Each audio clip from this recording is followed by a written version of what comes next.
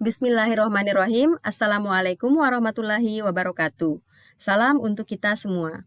Pada pertemuan ini kita akan membahas tentang Statement of Financial Position atau laporan posisi keuangan. Sebelum konvergensi ke IFRS, kita menyebutnya balance sheet atau neraca.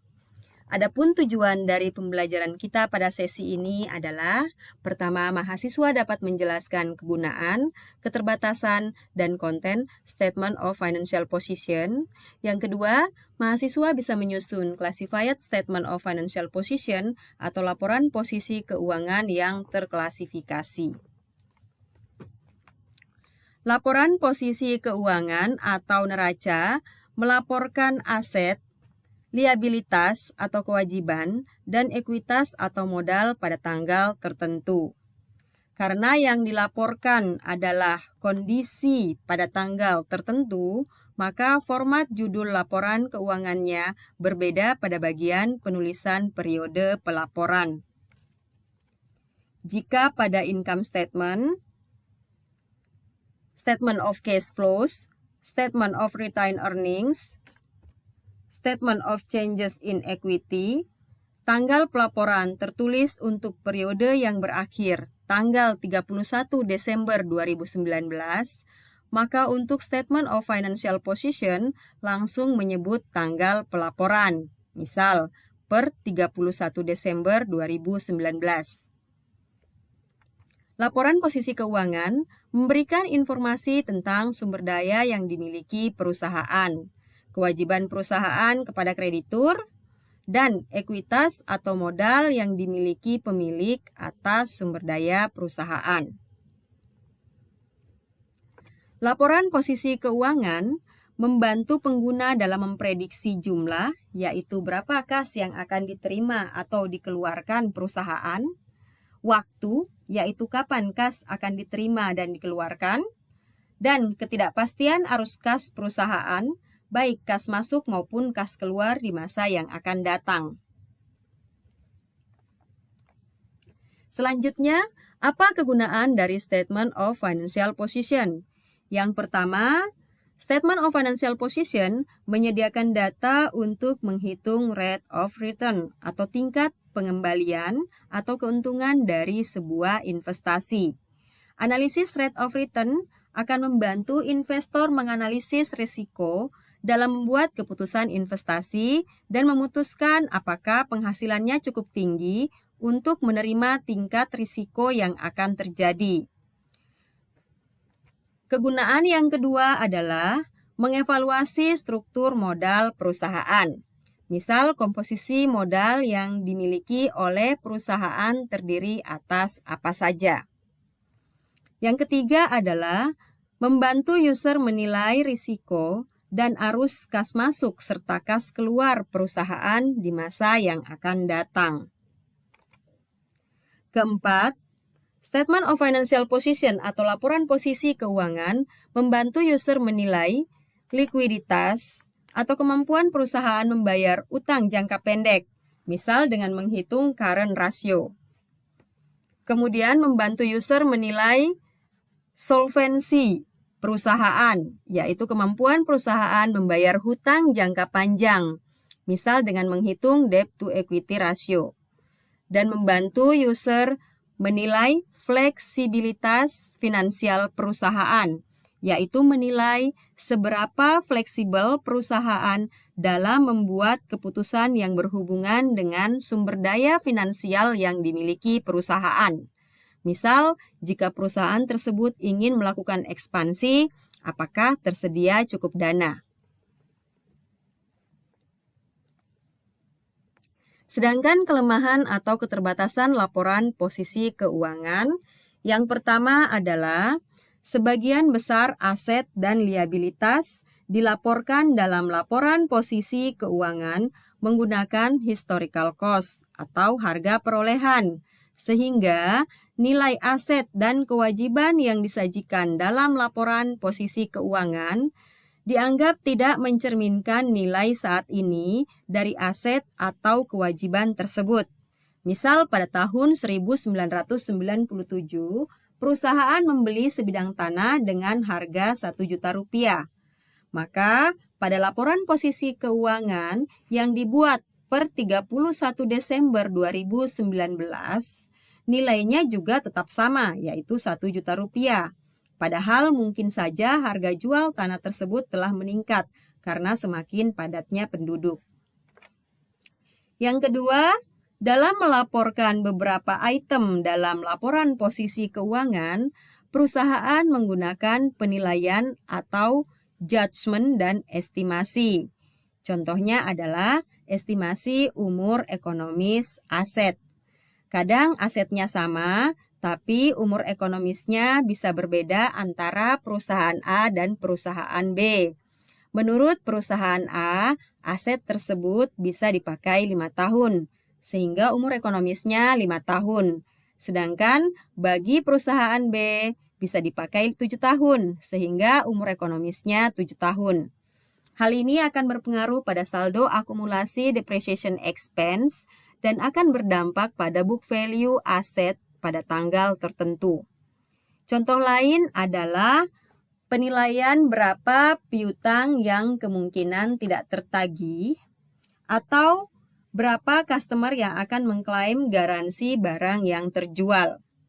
Kelemahan yang ketiga adalah terkadang ada item yang memiliki nilai finansial bagi perusahaan tetapi tidak dilaporkan dalam laporan posisi keuangan karena tidak bisa diukur secara handal atau tidak bisa dicatat secara objektif. Contoh, knowledge dan skills yang dimiliki oleh karyawan, atau kewajiban yang dilaporkan dengan cara off balance sheet, atau kewajiban yang tidak dilaporkan sebagai kewajiban dalam posisi laporan posisi keuangan. Contoh kasus yang sangat besar adalah bangkrutnya Enron, sebuah perusahaan terbesar ke-7 di Amerika, karena mereka gagal mengungkapkan kewajiban off balance sheet financing dalam laporan keuangannya.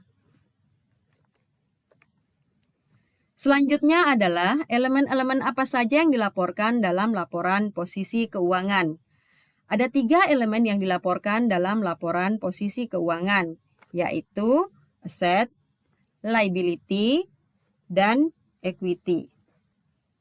Elemen yang pertama adalah aset atau aset, yaitu sumber daya yang dikendalikan oleh perusahaan yang dihasilkan dari peristiwa di masa lalu yang akan digunakan dalam kegiatan operasional perusahaan dan akan memberikan manfaat ekonomi bagi perusahaan di masa yang akan datang. Definisi ini sudah saya jelaskan di chapter 2. Elemen yang kedua adalah liabilitas, yaitu kewajiban perusahaan saat ini yang timbul dari peristiwa di masa lalu, yang pelunasannya menggunakan manfaat ekonomi yang diperoleh perusahaan di masa yang akan datang. Definisi ini juga sudah kita bahas di chapter 2. Elemen yang ketiga adalah equity atau modal, yaitu sisa kepemilikan atas aset perusahaan setelah semua kewajiban telah dipenuhi atau telah dibayarkan oleh perusahaan. Ketiga elemen yang dilaporkan tadi, yaitu aset, liabilitas, dan ekuitas, masing-masing mempunyai subklasifikasi. Berdasarkan survei yang dilakukan atas 175 perusahaan, menunjukkan bahwa perusahaan lebih menyukai melaporkan current asset di bagian awal laporan posisi keuangan. Sekarang kita lihat subklasifikasi aset yang terdiri atas non-current asset atau aktiva jangka panjang dan current asset atau aktiva jangka pendek atau kadang kita sebut dengan aktiva lancar. Non-current asset biasanya terdiri atas kelompok long-term investment atau investasi jangka panjang, property, plant, and equipment atau aktiva tetap berwujud, intangible asset atau aktiva tetap tidak berwujud, dan other asset atau aktiva tetap lainnya.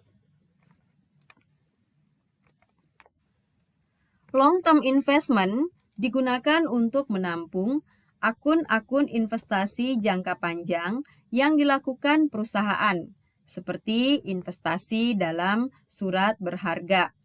Misal, perusahaan membeli obligasi atau bonds perusahaan lain, membeli saham perusahaan lain, atau pemberian pinjaman jangka panjang kepada pihak lain dalam bentuk long-term notes.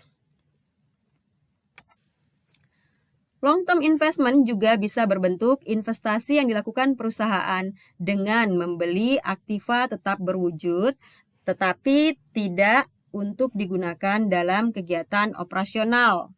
Misal, perusahaan memiliki dana lebih sehingga dimanfaatkan untuk membeli sebidang tanah yang diperkirakan harganya akan naik di masa yang akan datang, atau dibeli untuk tujuan spekulasi. Sedikit saya jelaskan tentang tanah. Tanah itu bisa dikelompokkan dalam 3 bagian di laporan posisi keuangan. Yang pertama, seperti yang sudah saya jelaskan, yaitu sebagai long-term investment apabila dibelinya dengan tujuan untuk spekulasi. Yang kedua, tanah dapat dilaporkan sebagai inventory. Bagi perusahaan developer, ada tanah yang masuk kategori inventory, yaitu tanah yang merupakan barang dagangan perusahaan developer yang akan dijual kepada customer. Yang ketiga, tanah juga bisa masuk kategori property, plant, and equipment jika tanah tersebut digunakan untuk kegiatan operasional, misal tanah tempat bangunan pabrik atau kantor perusahaan berada. Long-term investment juga bisa berbentuk special fund atau dana khusus. Contoh, sinking fund yang biasanya disiapkan untuk melunasi hutang jangka panjang perusahaan, dana pensiun, dan dana perluasan pabrik. Yang terakhir adalah investasi terhadap anak perusahaan yang laporan keuangannya tidak dikonsolidasikan atau digabung dengan perusahaan induk, yang kepemilikan perusahaan induk terhadap saham anak perusahaannya kurang dari 50%. Ini adalah klasifikasi dari investasi. Jadi investasi diklasifikasikan menjadi 3, yaitu held for collection, yaitu investasi dalam bentuk surat hutang yang kita beli dengan tujuan akan kita miliki sampai jatuh tempo. Contohnya obligasi atau piutang wesel. Bisa dilaporkan sebagai current asset atau non-current asset, tergantung periode jatuh temponya. Yang kedua adalah trading, yaitu investasi surat berharga, bisa berbentuk equity, yaitu saham perusahaan lain, atau surat hutang seperti obligasi perusahaan lain yang kita beli dengan tujuan akan dijual dalam jangka pendek untuk memperoleh income. Karena niatnya diperjualbelikan segera, maka biasanya investasi yang masuk klasifikasi trading akan dilaporkan sebagai current asset. Yang ketiga adalah non-trading equity, yaitu investasi surat berharga berupa ekuitas perusahaan lain yang kita miliki bukan karena ingin diperjualbelikan, tetapi biasanya untuk memenuhi perjanjian kerjasama dengan pihak lain yang mengharuskan kita membeli saham perusahaan lain. Pelaporannya bisa sebagai current asset atau non-current asset. Ini adalah contoh penyajian akun-akun yang masuk kategori long-term investment pada kelompok non-current asset di laporan posisi keuangan. Ada investment in held for collection securities sebesar $82.000 dan land held for future development sebesar $5.500 sehingga total long-term investment sebesar $87.500.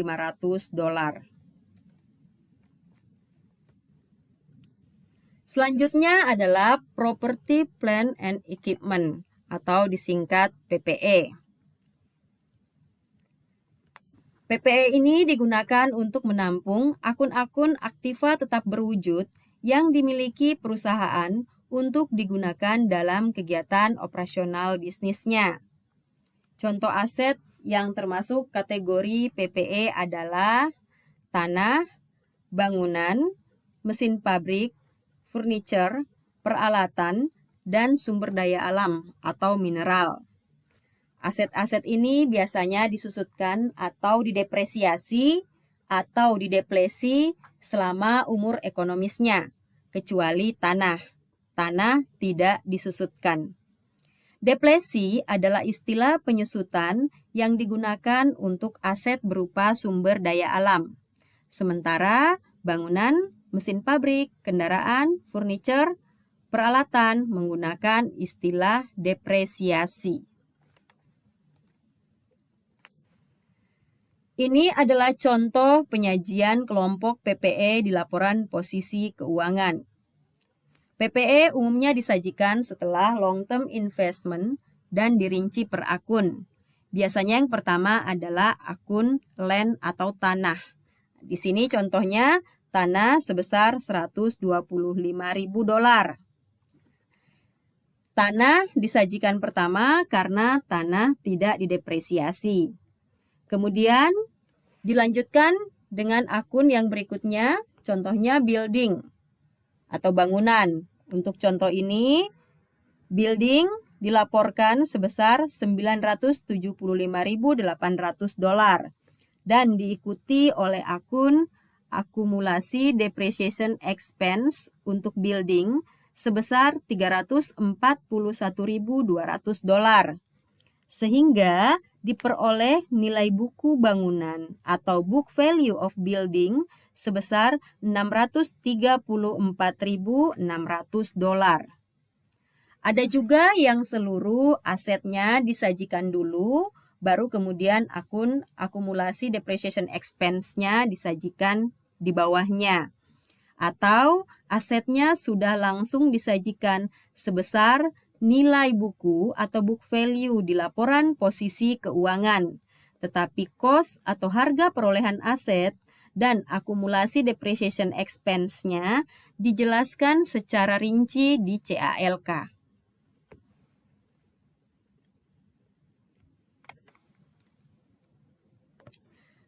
Subklasifikasi non-current asset berikutnya adalah intangible asset.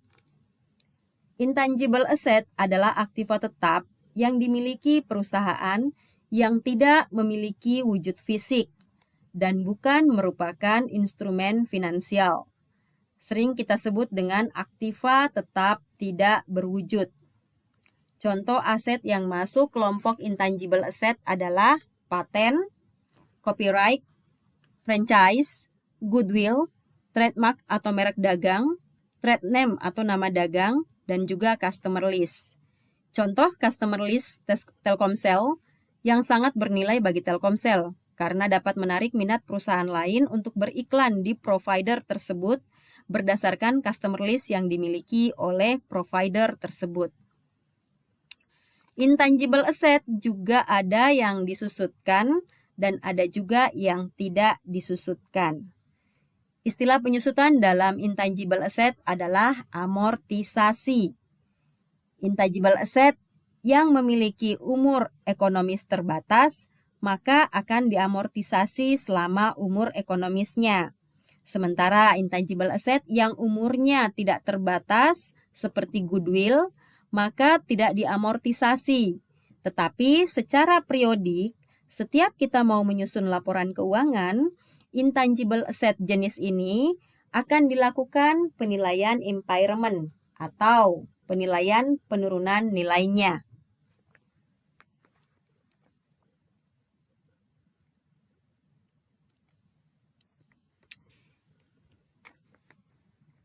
Ini adalah contoh penyajian intangible asset dalam laporan posisi keuangan. Nilai setiap akun intangible asset sudah merupakan nilai buku intangible asset tersebut. Biasanya tidak ada akun akumulasi amortization expense. Karena jurnal yang dibuat ketika kita mencatat amortisasi untuk intangible asset, misalnya paten, adalah akun yang didebit, yaitu akun amortization expense, dan akun yang dikredit adalah paten. Jadi tidak harus menggunakan akun akumulasi amortization expense, sehingga nilai akhir paten di buku besar paten sudah menunjukkan nilai buku atau book value dari paten tersebut.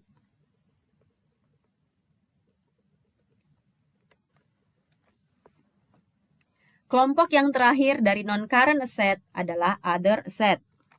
Other asset digunakan untuk akun-akun non-current asset yang tidak dapat dikelompokkan dalam kelompok-kelompok sebelumnya, yaitu long-term investment, PPE, dan intangible asset. Contoh akun yang masuk kategori other asset adalah long-term prepaid expense. Misal, kita membayar sewa gedung jangka panjang. Contohnya bank. Ketika mereka membuka kantor cabang di sebuah desa, mereka lebih memilih menyewa ruko atau rumah penduduk untuk digunakan sebagai kantor cabang daripada membangun kantor. Dan sewanya biasanya jangka panjang, misal 10 tahun.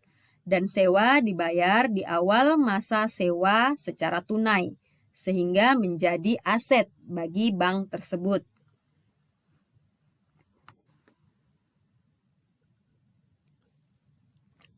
Ada juga non-current receivable atau piutang jangka panjang. Aset dana khusus, properti yang dimiliki untuk dijual, kas atau surat berharga yang dibatasi penggunaannya atau sudah dicadangkan untuk jangka panjang, misal kas perusahaan yang disisihkan untuk dipakai melunasi hutang jangka panjang pada saat hutang tersebut jatuh tempo. Jadi, kelompok non-current asset terdiri atas 4 subklasifikasi, yaitu long-term investment, property, plant and equipment, intangible asset, dan other asset. Sekarang kita masuk kelompok aset untuk kategori current asset atau aset lancar. Current asset adalah uang tunai dan aset lain yang diharapkan perusahaan untuk diubah menjadi uang tunai, dijual, atau dikonsumsi, baik dalam 1 tahun atau dalam 1 siklus operasi perusahaan. Current asset biasanya terdiri atas inventory, prepaid expenses, receivable, short-term investment, kas, dan setara kas.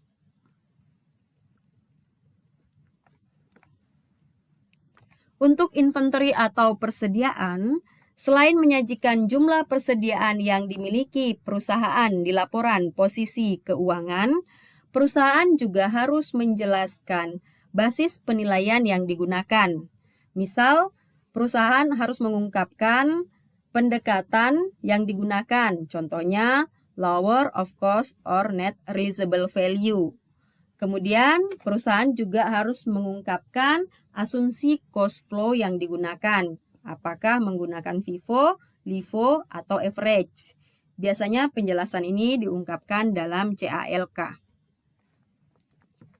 Ini adalah contoh penyajian inventory di neraca.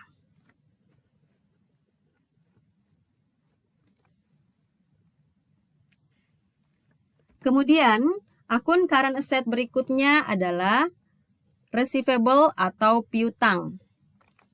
Piutang harus disajikan sesuai kategori piutang yang dimiliki perusahaan. Misal, perusahaan memiliki account receivable atau piutang dagang, note receivable atau piutang wesel jangka pendek, employee receivable atau piutang karyawan. Perusahaan harus mengidentifikasi dengan jelas kemungkinan timbulnya kerugian karena adanya piutang yang tidak tertagih atau tidak dapat dibayarkan oleh customer. Kemudian, perusahaan juga harus mengungkapkan jumlah dan sifat piutang selain piutang dagang. Perusahaan juga harus mengungkapkan jumlah piutang yang dijadikan jaminan ke lembaga finansial. Pengungkapan bisa dilakukan di laporan posisi keuangan. Jika tidak bisa, maka dapat diungkapkan di CALK.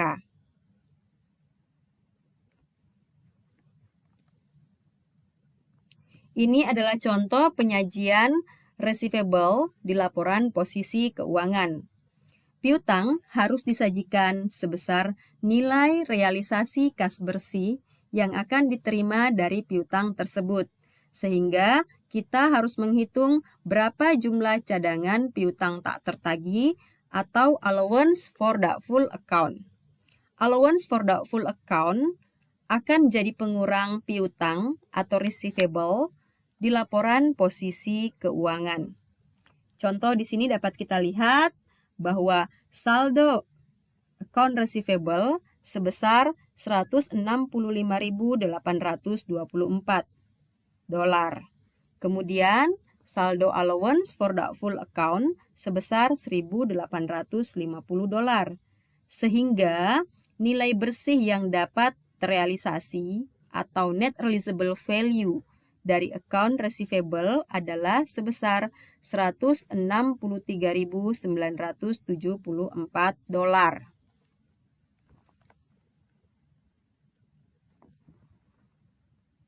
Akun current asset selanjutnya adalah prepaid expense. Prepaid expense adalah pembayaran tunai yang dicatat sebagai aset karena layanan atau manfaat baru akan diterima di masa depan. Contohnya, kita akan menyewa kendaraan selama 6 bulan dan pembayaran dilakukan secara tunai di awal masa sewa.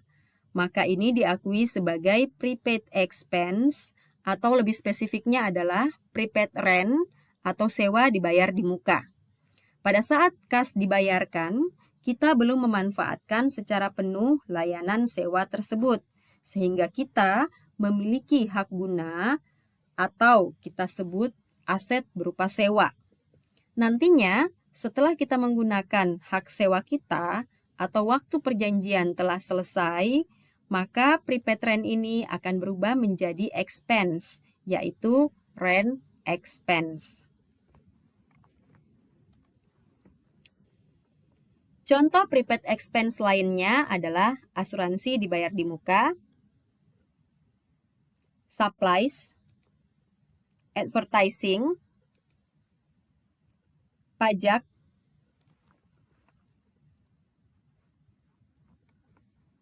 sedikit saya jelaskan tentang supplies.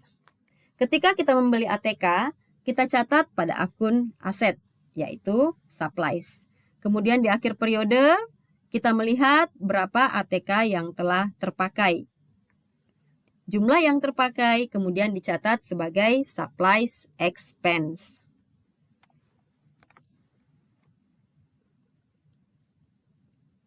Ini adalah contoh penyajian prepaid expense di laporan posisi keuangan. Di sini tertulis prepaid expense sebesar $16.252. Dalam penyajiannya bisa dibuat rinci per jenis prepaid expense, tergantung chart of account yang digunakan oleh perusahaan. Selanjutnya adalah short-term investment, yaitu investasi yang jatuh temponya atau kepemilikannya kurang dari 1 tahun. Biasanya investasi yang masuk kategori trading. Maka dia akan masuk dalam kelompok short-term investment. Contoh lainnya adalah investasi held for collection dan non-trading equity, tetapi jangka waktunya kurang dari 1 tahun. Ini adalah contoh penyajian short-term investment sebesar $51.030.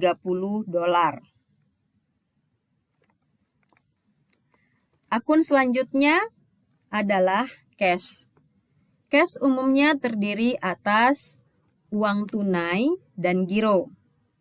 Ada juga setara kas atau cash equivalent, yaitu investasi jangka pendek yang sangat liquid yang jatuh tempo dalam waktu 3 bulan atau kurang dari 3 bulan. Apabila ada pembatasan atau komitmen terkait penggunaan kas, maka harus diungkapkan. Misal, kalau kita meminjam uang di bank mensyaratkan kita untuk membuka rekening di bank tersebut dan menyimpan sejumlah uang di rekening tersebut. Tetapi uang itu tidak bisa kita gunakan secara bebas, walaupun uang itu milik kita. Hal ini harus diungkapkan dalam CALK. Ini adalah contoh penyajian kas dan setara kas di laporan posisi keuangan. Dalam contoh ini, saldonya sebesar $52.485.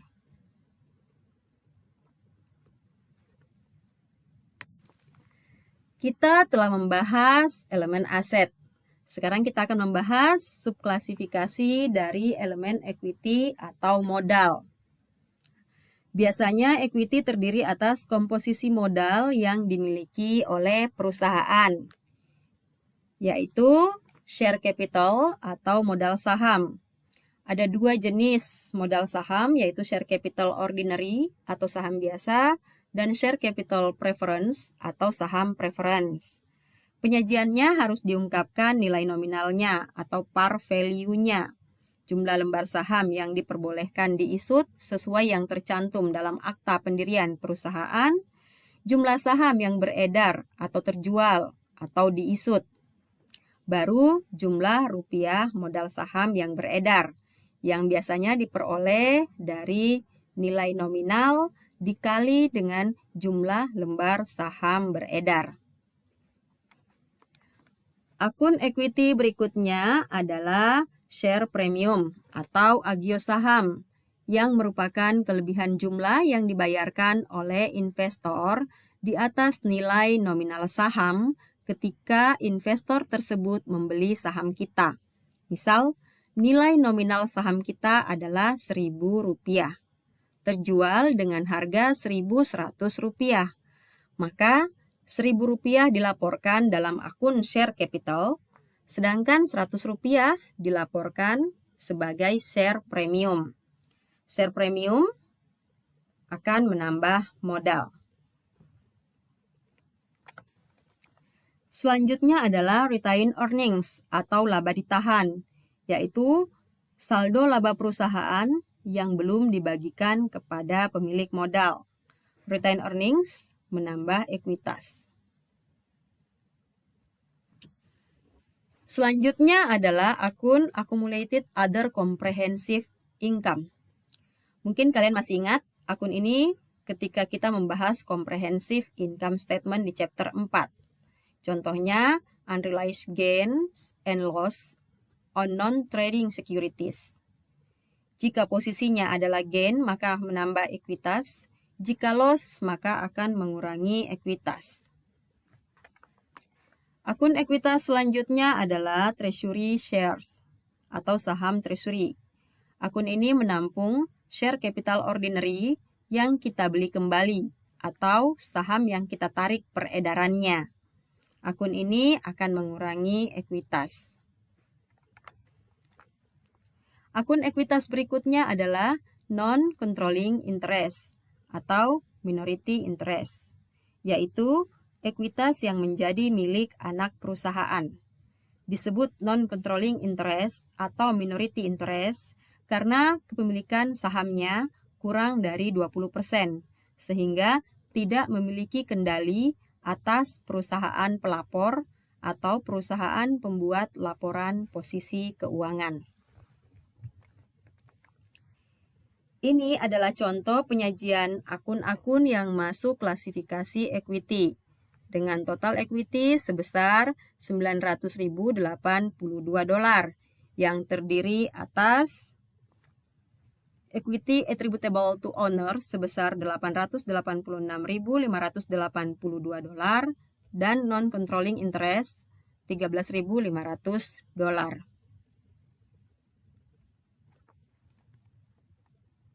Elemen selanjutnya yang disajikan dalam laporan posisi keuangan adalah liabilities atau liabilitas, atau disebut juga kewajiban. Terdapat dua subklasifikasi dari liabilities, yaitu non-current liabilities dan current liabilities. Non-current liabilities adalah kewajiban perusahaan yang penyelesaiannya lebih dari 1 tahun. Ada 3 jenis non-current liabilities. Pertama, kewajiban yang timbul dari situasi pembiayaan tertentu. Misal, perusahaan meminjam uang ke bank untuk tujuan pembangunan pabrik.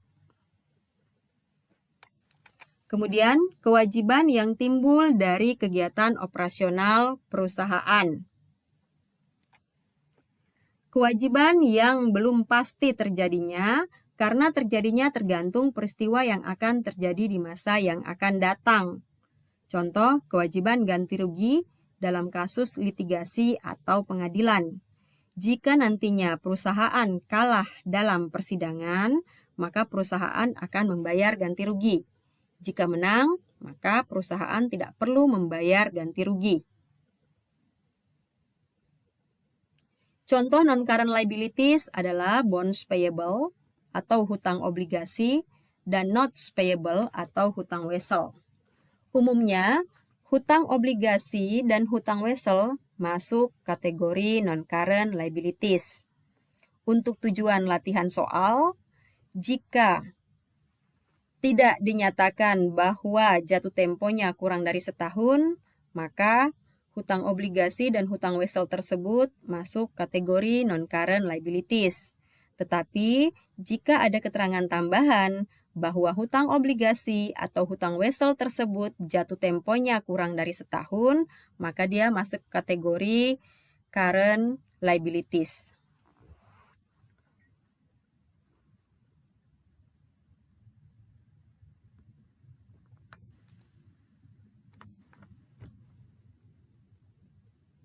Ini adalah contoh penyajian non-current liabilities di laporan posisi keuangan. Nah, contohnya di sini, bonds payable sebesar $425.000 dan provisi yang berhubungan dengan dana pensiun sebesar $75.000. Sehingga total non-current liabilities-nya $500.000.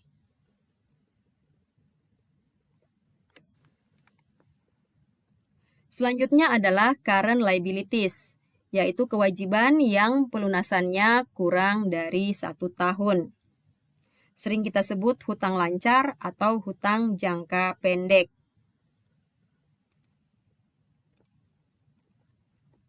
Biasanya current liabilities timbul dari pembelian barang atau jasa secara kredit.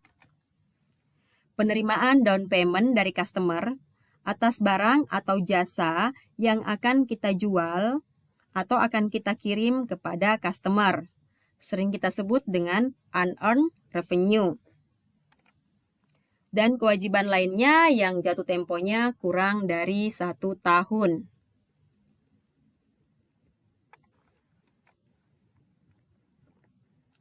Ini adalah penyajian current liabilities di laporan posisi keuangan.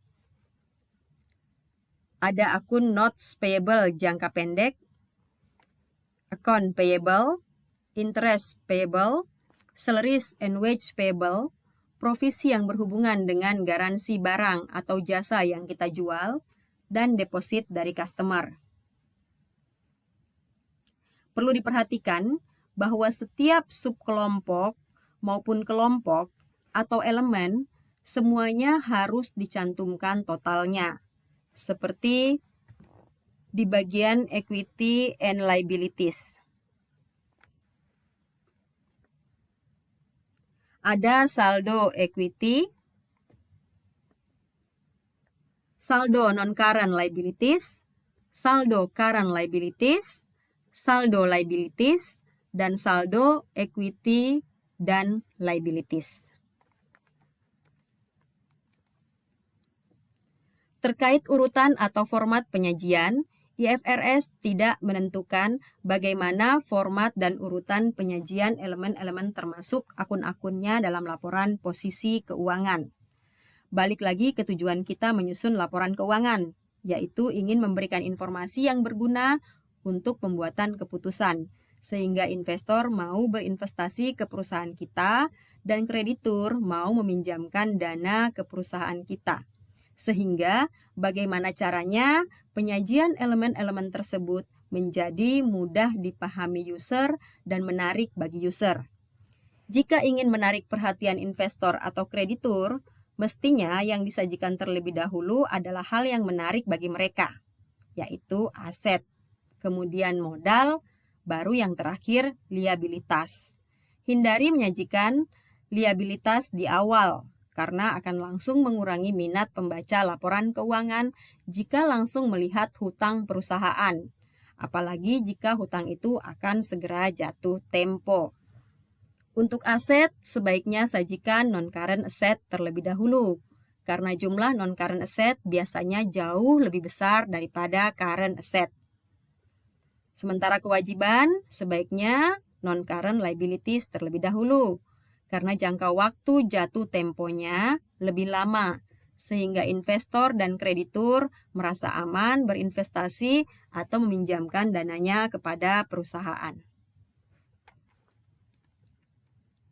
Untuk format laporan, ada 2 format umum yang biasa dipakai, yaitu bentuk akun dan bentuk laporan. Jika menggunakan format bentuk akun, maka sisi kiri adalah penyajian aset dan sisi kanan untuk penyajian equity dan liabilities. Untuk format bentuk laporan, biasanya lebih mudah digunakan karena bentuknya memanjang ke bawah, memudahkan untuk membaca laporan tersebut.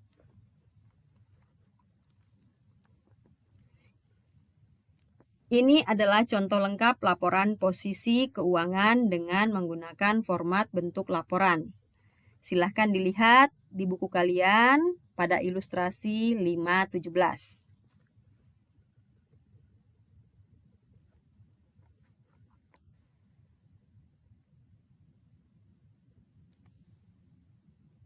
Demikian materi kita pada sesi ini.